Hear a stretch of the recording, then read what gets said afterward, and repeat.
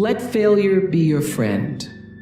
There are going to be times, of course, where you're gonna win a lot. A lot of things are gonna go your way. And it's wonderful to bask in that adulation and to feel proud of your successes. But there are also going to be times, the satisfaction that those moments bring, nothing can compare to that. Those victories will feed you for years to come and help you stay committed when your tank is sometimes empty. Winning is great, it's fantastic. I love it. I love being number one, I love winning. But it's the times when things go wrong, when you fall or fail, that you're actually going to learn the most about yourself. You know, all those years on the Oprah show, 25 years, we were the #1 show for 25 years, and that's because I lived with the intention to serve the audience. The audience came first every show. I would sit with the producers and say, well, I can't do that because I can't find the truth of myself in that show. I have to have a thread of truth to be able to hold on to. So I knew so well the audience. I felt like I was the audience was me, and I felt so connected. And then I ended that and started a new network. And I flailed for a while, and I was really upset with myself. But I will tell you that when I was able to shift the paradigm to start to looking at, wow, what I have instead of what I don't have, what I have instead of what I thought I'd lost, I was able to begin to turn things around.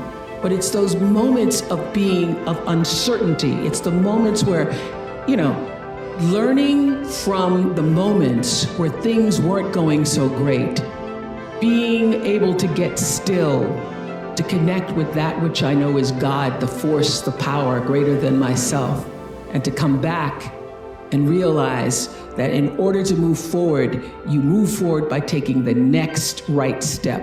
You don't have to know everything to do. You don't have to know all the steps to make. Just what is the next right move. When we talk about living our quest, I think that living my quest, really, if I look at it on a daily basis, it's finding my own voice.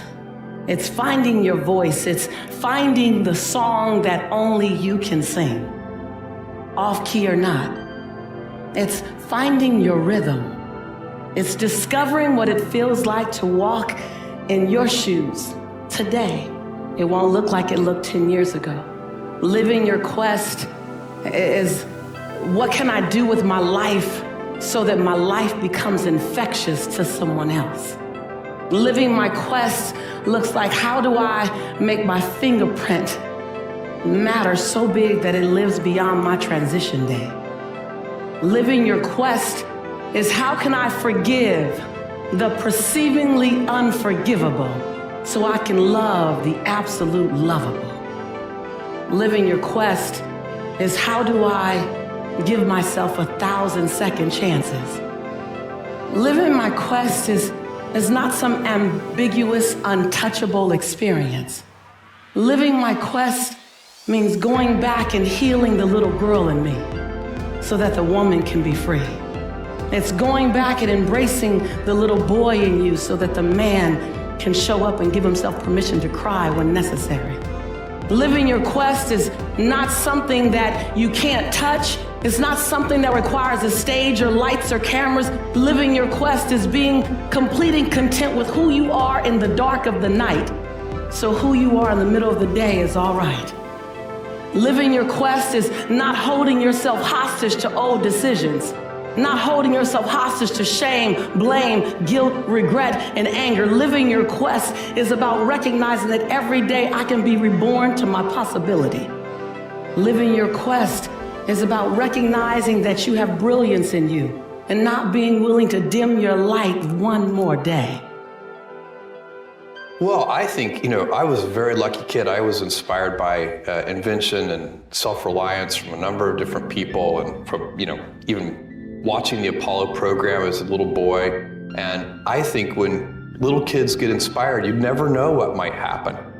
It's a big deal. And everything about our society gets better over time. I really do believe that. I'm an optimist. The myth of the good old days is usually just that, a myth. We have better medicine than we've ever had before. Everything, all of that is invention. It's people figuring out antibiotics. It's people figuring out new kinds of biomedicines, biotechnology.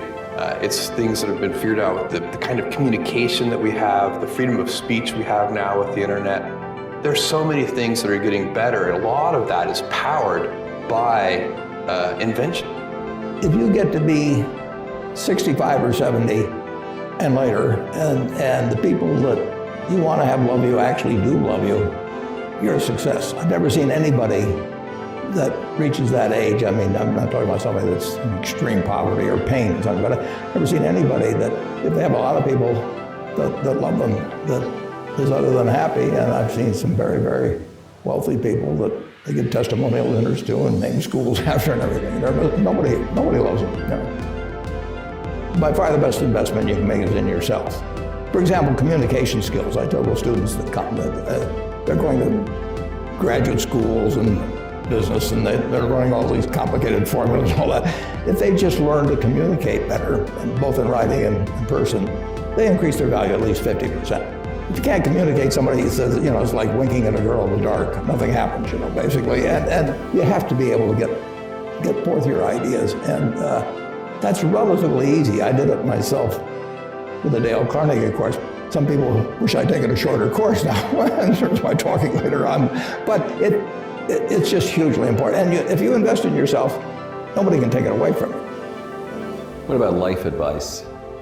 Well, life advice is, the most important thing, aside from the things I've talked about already, is really who you associate with. You want to associate with people that are better than you are. I mean, basically, you'll go in the direction of the people that you associate with. And you want to have the right heroes.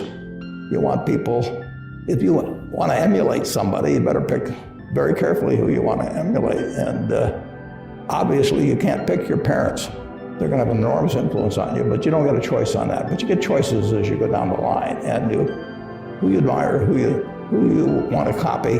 And the most important for most people in terms of that decision is their spouse. It's also important in terms of a partner in business, but the partner in life is the most important. You want to pick a spouse that's a little bit better than you are. And then he or she, you hope they don't figure it out too fast.